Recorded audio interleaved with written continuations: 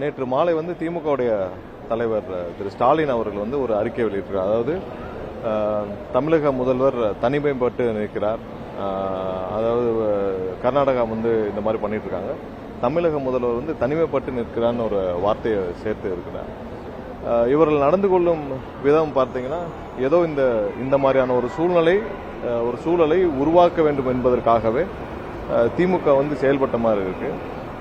பல வாரங்களாக பல தரப்பினர் சொன்னது என்னன்னா, கர்நாடகத்தில் இருக்கும் திரு டி.கே. சிவகுமார் அவர்களுக்கும் திமுகவின் குடும்பத்திற்கும் கட்சியை தாண்டி ஒரு நல்ல உறவுகள் இருக்கிறது.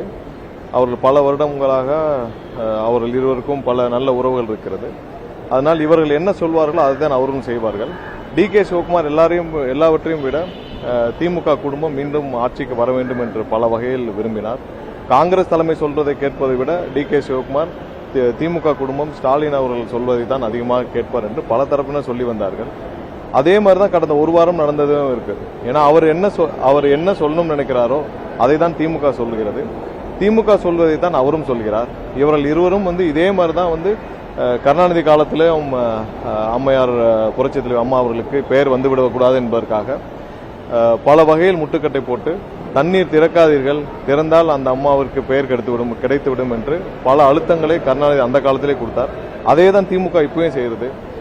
இந்த வார்த்தை, அதாவது தமிழக முதல்வர் தனிமைப்பட்டு நிற்கிறார் என்ற வார்த்தை எந்த வகையிலும் தமிழக மக்களுக்கு ஒரு பின்னடைவை ஏற்படுத்த வேண்டும் என்ற நோக்கத்தோடு அவர் தெரிவித்தது போல இருக்குது. நேற்று காலை முதல்வர் பல தரப்பு ஆலோசனைகளை முடித்துவிட்டு முதல்வர் நம்ம உச்சநீதிமன்றத்தில் வழக்கு தொடுக்க வேண்டும் என்று முடிவு செய்து மதியமே நம்மளுடைய வழக்கறிஞர் உச்சநீதிமன்றத்தில் இந்த வழக்கை பல வருடங்களாக நடத்தி வரும் வழக்கறிஞர் திரு உமாபதி அவர்களிடம் தெரிவித்து அனைத்து ஆலோசனையும் முடித்து வழக்கு பதிவு செய்யும் திட்டத்தையும் சொல்லி அது ப்ராசஸ்ல இருக்கிறப்ப திமுக அவசரமாக 5 மணிக்கு மேல வழக்கை பதிவு செய்கிறார்கள். இந்த மாதிரி ஒரே மாநிலத்தில் பல பெட்டிஷன் ஃபைல் பண்ணா எவ்வளவு குழப்பத்தை விளைவிக்கும், எந்த அளவுக்கு அந்த மாநிலத்திற்கான உரிமைகளை பின்னோக்கி தள்ளும். இந்த 5 வருஷமா இவங்க என்ன செஞ்சாங்க? திமுக தரப்புல எந்த வகையில ஏதாவது ஒரு பெட்டிஷன் ஃபைல் பண்ணிருக்காங்களா? இல்ல.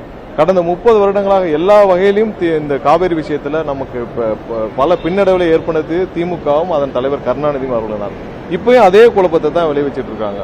ஒரு வகையில திமுக இந்த மாதிரியான பெட்டிஷன், இன்னொரு வகையில அதிமுக அம்மா எவ்வளவு ஸ்ட்ராங்கா எல்லா வகையிலும் முடிவெடுப்பாங்களோ அதற்கு எதிராக இன்னைக்கு கர்நாடகத்திற்கு ஆதரவாகவும் பாஜகவிற்கு ஆதரவாகவும் ஒரு பக்கம் அதிமுக அவர்கள் சொல்வதை கேட்டு செயல்பட்டு இருக்காங்க. ஸோ இந்த மாதிரியான ஒரு சூழ்நிலையில் கண்டிப்பாக தமிழக மக்களின் உரிமையை காக்க நாளை உச்சநீதிமன்றத்தில் முதல்வருடைய உத்தரவின் பேரில் வழக்கு பதிவு செய்யப்பட உள்ளது. இந்த மாதிரியான பல குழப்பங்களை இங்க இருக்கிற கட்சிகள் மூலமாக டி.கே. சிவகுமாருக்கும் திமுக தலைமைக்கு இருக்கும் மிகப்பெரிய நெருங்கிய உறவு இந்த மூலமாக வெட்ட வெளிச்சமாக தெரிகிறது. இந்த மாதிரியான ஒரு தரங்கெட்ட விதமான இந்த நடவடிக்கைகளை இவர்கள் இதோடு குறைத்துக் கொள்ள வேண்டும். முதல்ல உங்களுடைய வேலையை பாருங்க. மக்கள் உங்களுக்கு என்ன தீர்ப்பு அளித்தார்களோ அதை முதல்ல நீங்க ரியலைஸ் பண்ணுங்க. தமிழகத்துக்கு எதிராக இந்த மாதிரியான செயல்பாடுகளை உங்க தந்தை கருணாநிதி அவர்கள் பல தமிழக விரோத செயல்களை செய்தார். அதையும் நீங்கள் தொடர்ந்து செய்யாதீர்கள் என்று கேட்டுக்கொள்கிறோம். இல்ல, அது சம்பந்தமா நேற்று மின்சார வாரியம் தரப்பாக ஒரு அறிக்கை கொடுக்கப்பட்டது. நம்ம ரீஅசஸ்மெண்ட் 15,000 பண்ணியிருக்கோம். நேற்று இதுவரையும் 15,000 நேற்று மதியம் வரை பண்ணப்பட்ட அறிக்கையில அதுல 100 தான் மிஸ்மேட்ச் இருக்கு. மீண்டும் மற்ற எதெல்லாம் உயர்வாக காணப்பட்டது 3 மடங்கு 4 மடங்கு உயர்வாக இருக்குதோ அது எல்லாவற்றுக்கும் சேர்த்து இன்னொரு ஒரு வாரத்துக்குள்ள முடிக்கப்படும். பெரிய மிஸ்மேட்ச் இல்லை. 2 நாளைக்கு முன்னாடி வரைக்கும் தண்ணியே இல்லை, தமிழ்நாட்டில் தண்ணியே இல்லைன்னு இருக்காங்க. நேற்று மழை பொழிவு உடனே கபினி டேம் திறக்கிற அளவுக்கான தண்ணி இல்லை. அது மட்டும் நமக்கு பத்தாது. ஏன்னா நமக்கு 3500 டிஎம்சி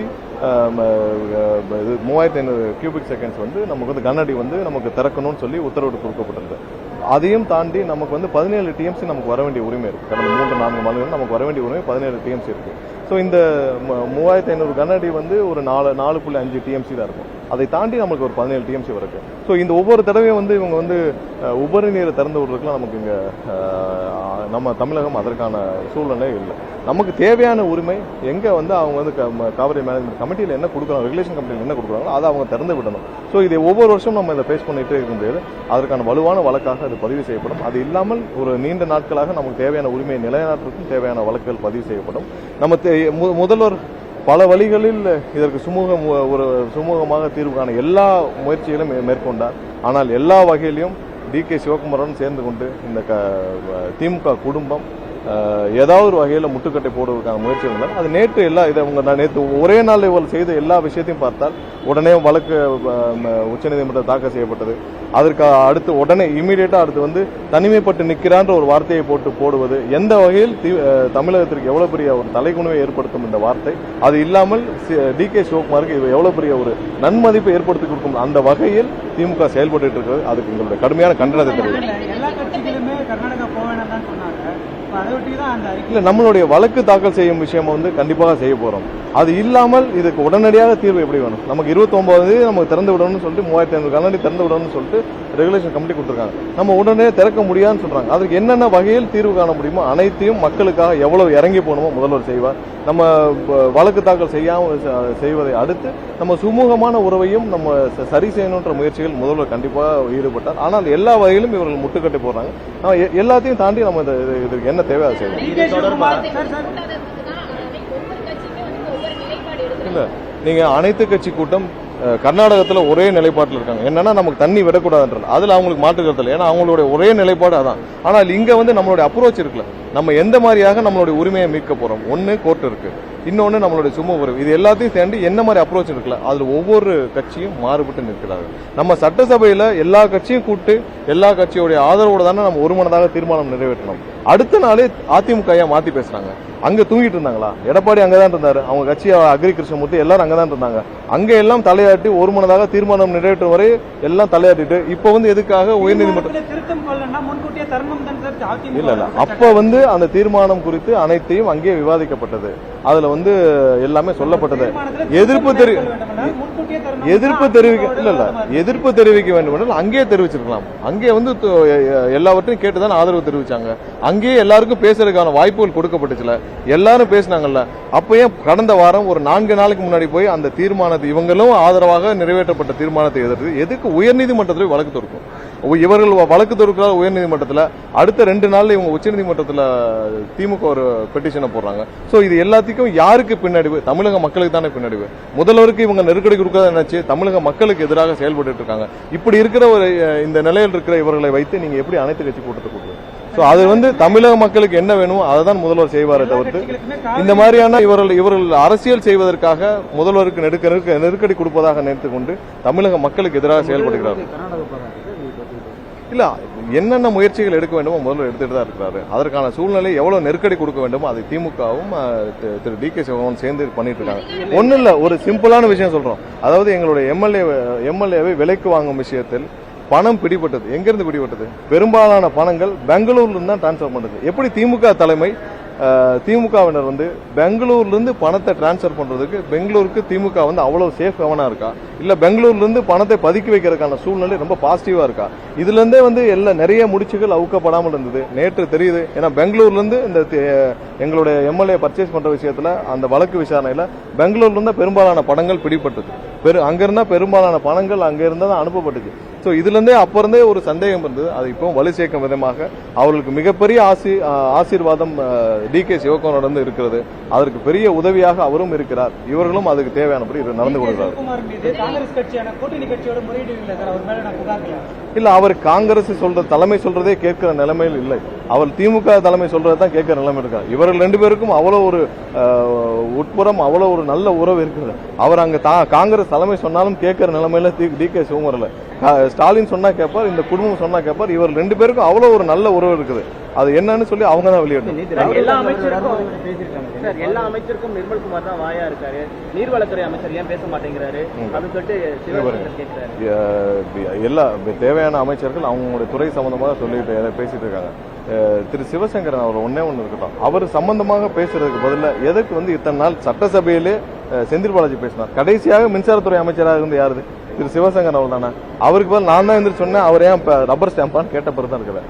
ஒன்னும் இல்ல, திரு சிவசங்கரன் அவரிடம் ஒரே ஒரு கேள்வி. அவருடைய காலகட்டத்தில் மின்சாரத்துறையில ஊழலே நடக்கலன்னு சொல்றாரா? டெண்டர் முறைகேடு நடக்கலன்னு சொல்றாரா?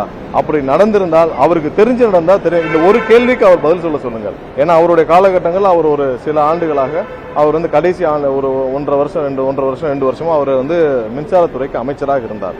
அவருக்கு எதுவுமே தெரியாதுன்னு எல்லாருக்கும் தெரியும். அதை நிழலாக இருந்து ஆபரேட் பண்ணது யாருன்னு எல்லாருக்குமே தெரியும். அந்த காலகட்டத்தில் டெண்டர் முறைகேடுகள் நடந்ததா நடக்கலையா?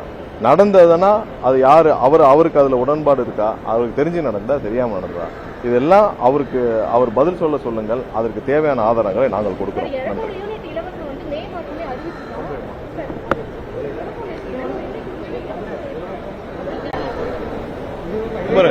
200 யூனிட் இலவசமாக கொடுக்கப்பட்டது.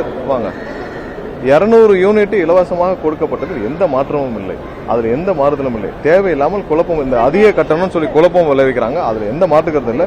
நிறைய இடத்துல என்னன்னா இந்த அபார்ட்மெண்ட்ஸ்ல இருக்கிற கமர்ஷியல், அதாவது காமன் இது வந்து கமர்ஷியல் கனெக்ஷனா இருக்கு. ஸோ அதுல வர வேரியேஷன் நிறைய பேர் எடுத்து போடுறாங்க.